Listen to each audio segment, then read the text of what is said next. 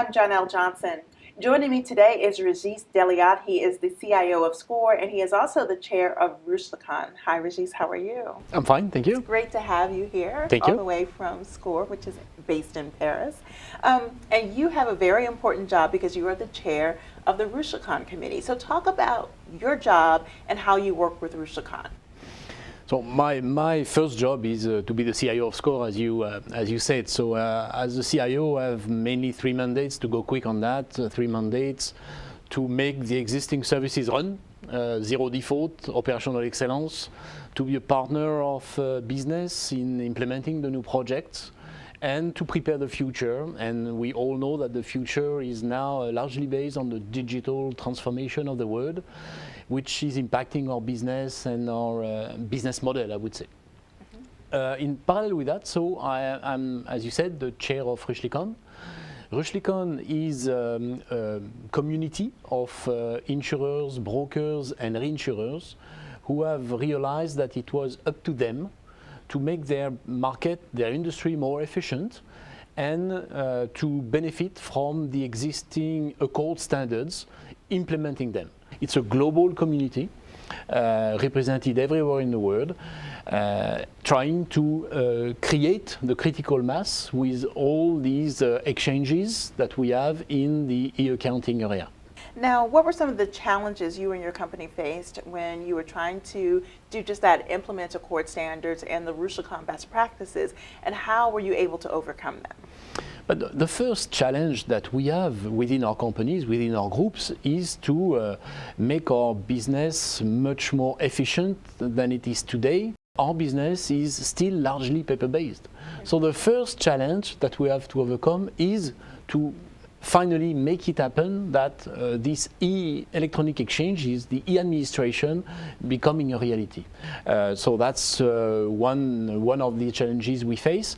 Another one is to understand each other, because in exchanging between a sender and a receiver, you need to understand each other and be sure that you understand and that you are understood. So that's also what makes the implementation taking some time and taking some effort. It's not a plug and play overnight implementation, but it's, again, once it's done, it works, and it's bringing us in a new world of efficiency in our company. So what were some of the benefits you found after you began to implement ACORD standards and the Ruschlikon best practices? So the first type of benefits that we get from this implementation of the ACORD standards are admin cost savings. And admin cost savings, we have built the business case considering that we could save up to 30% in our admin cost. So it's quite material. We are also accelerating the workflow between all the players all along the value chain. We are reducing the unallocated cash. So all these benefits have been, again, integrated in the business cases that we have provided. Now, before I let you go, let me ask you about technology, because sometimes technology can be a barrier to getting people more involved in just about anything. So talk about the technology and using ACORD standards and the Ruschlikon best practices, and how your company was able to take that technology and embrace it and run with it. Within Ruschlikon, so we take and rely totally on the ACORD standards. Again, they exist, they are good, they are defining the common language that we use. Around this data, the standard data, we have within Ruschlikon defined what we call the best practices, which is adding some processes around this data. So now we know how we need to work all together using these ACORD standards and implementing them.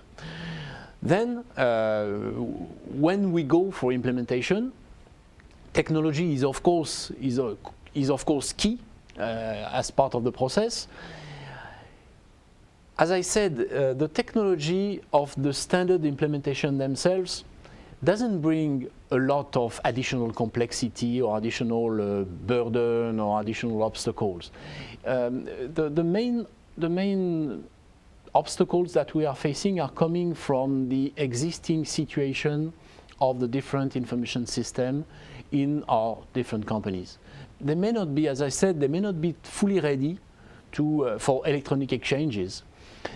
So that's maybe more on the internal system side that a number of efforts have to be made so that we can more smoothly, more easily implement these ACORD messages.